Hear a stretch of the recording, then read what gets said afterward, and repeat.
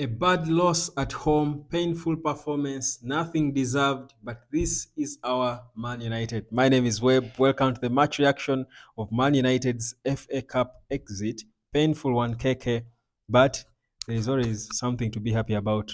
This is Rania, isn't it? There is Rania. So Rania is my brand new daughter, so shout outs to her. And yeah, I thought this weekend when she appeared, my team would do something, but they're out of the cup and she's out of the tummy. So yeah, there you go. Exactly. Yeah, anyway, let's get Kongs one more time. Yes, sir.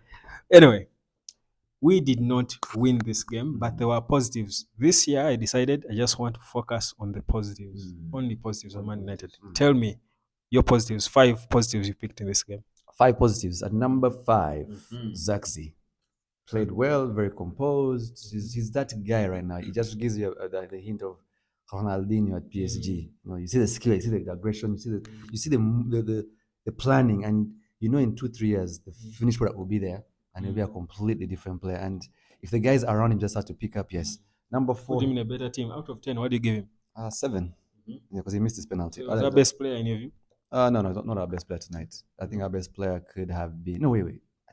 Bruno was our best tonight. So is he your number 4? Okay, he'll be your number 1. He's only my positives because he did what Bruno does. He whined, he scored, he was Bruno. Okay. Number 4 has got to be Haven.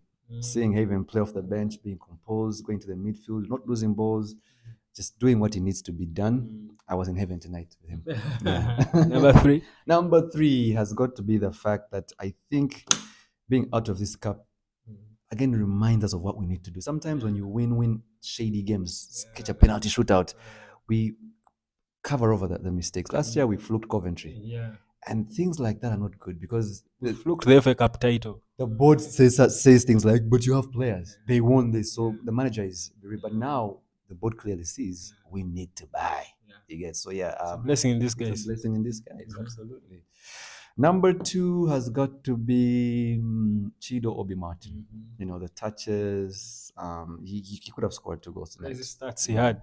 If he controls that Bruno ball better, if he waits for things to slide past Basse, you at least they have 2 goals tonight. 100% successful take-ons, 17 touches, 5 attempted passes, 4 successful, 3 shots, 3 big chances. Clearly, in the few minutes he was on, he did a lot better than Rasmus, who? Hole, and there's a hole in his game, man. Everything's just dripping out. But let me switch up things. I think let me throw Euro into this top 5, and I let Chido be my number 1. I think tonight, just the young guys showing that next year is a lot to look forward to. Because if you were very daring and said, okay, Arsenal, you're trying to win the Champions League, trying to win the Premier League, you're in your window. You have a guy like Odegaard who's struggling to play. Okay, he's not struggling to play, but he misses some games. Let me give you Bruno Fernandes at 30 years of age to help you. Just give me 2 more youngsters because you've seen what Arsenal youngsters, Chido and Haven, we're looking good. Give me Nwaneri and another guy, even Martinelli. I give you Bruno, you go.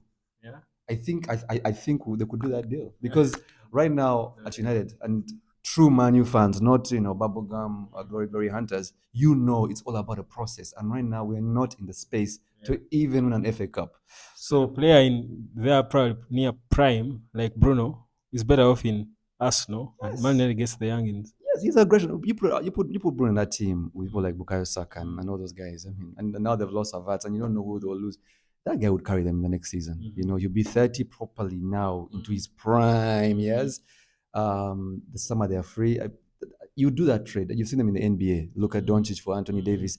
Do I need the guy now in this window? No, let him go because he's better for Arsenal than he is for me. Because again, the commentary will tell you he's the best player, head and shoulders above the rest, but they're letting him down. He put that little beautiful pass on Chido's feet.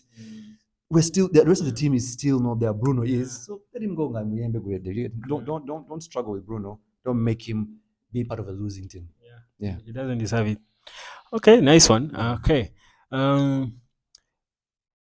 Lindelof comes in, first time in a long time, plays a penalty. Big mistake, I felt. Guy hasn't played in a lifetime. Give him a penalty. It's all about confidence.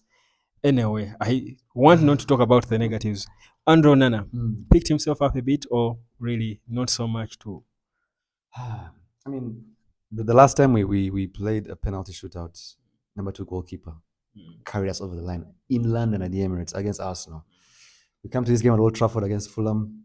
Why don't you play Aita or Balinder? Why not? I mean, I think he's not in the team. He's injured. I think. oh, okay, I missed that bit. So many of us were high off, the Yeah. last penalty shootout. So when you have this and then he misses, he's basically played opposite. He didn't even try to save even one penalty. And I love Andre. I love every Manu player as a Manu fan. But it wasn't a good look for him tonight. It wasn't a good look. It felt like the hair in the Europa League final when he played for Ole, and you just couldn't save even a penalty. Come on, man. Come on, man. Anyway, so that's United for you guys. We are now left in the Europa League. And we said this is a blessing in disguise that we are out of this. Should we also be out of the Europa League and just focus on be humble? Just be humble. We need to be humble. I think we do. I think if we're looking at rebuilding, let's not worry if we get knocked out of the Europa League. But I'd want for us to be daring and free. We were not daring and free tonight. We were home. We were scared. Don't know. Their keeper was hardly tasted. I didn't even know it was Baron Ledo until oh my God, it's Leno. We need to be playing like, oh, remember the Ajax team that went all the way but didn't win it? You don't have to win certain things, but you have to leave a mark in every tournament that you play. Now, if I have the kind of youngsters that Ruben has on his hands, I got Chido, I got Haven, I have all these kids. I would tell Garnacho, this is your audition to stay in this team next year. This is your audition to get the number 7 shot of Mason Mount and top point 17. And the right to start in my next team because you're all out. And I saw a post earlier today from a friend of ours called, I think put in a group, a friend of ours called Mugabi Amoti. He put there, and there's a quote from Amorin said, these players, I've talked to them, and many know at the end of the season, they have to move on. Wow, he has made it clear. Speaking of moving on, is Garnacho among those? Would you let him go? Like I said, the remaining games of the season, the remaining 9 in the Premier League and the remaining, if you go find the Europa League, these are now fight for your job. You get if people at United are losing their jobs, 200 now, redundancies coming through. The players have also got to earn their place next season. Even the bench guys, you get earn your place. Otherwise, it's okay if we played well and lost, but we didn't even play well. We don't play well. When did we last play well? I think only against Liverpool. Liverpool, yeah. Only one game we've played well. By the way, in a long time, even when Eric Ten Hag was there, I don't remember a single game we played well, honestly.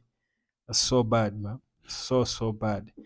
Anyway, guys, subscribe, like, and share. Last take Keke. Amorim, in your view, the months he's been in charge, what he has done. I'm not saying it's not about him being sacked or not, but what's your genuine feeling about him from what you've seen so far? He gives the same vibes everyone gave when they came. That's Eric or it's Ole. You feel good and then you don't feel good. But generally, I just also feel he went back into the same dip that the other guys had of falling out with players, trying to impose things that are not really happening. If Amram, say for instance, if COVID came back, there was a lockdown, and we were to judge Amram from tonight onward, it's not a good look. Not a good Look at Anthony and Rashford, and they're balling. Not a good look. Not a good look, guys. We've got a long way to go. Stick to the manager, but not Yeah. a good look. Yeah. But be patient, guys. Be patient. Subscribe.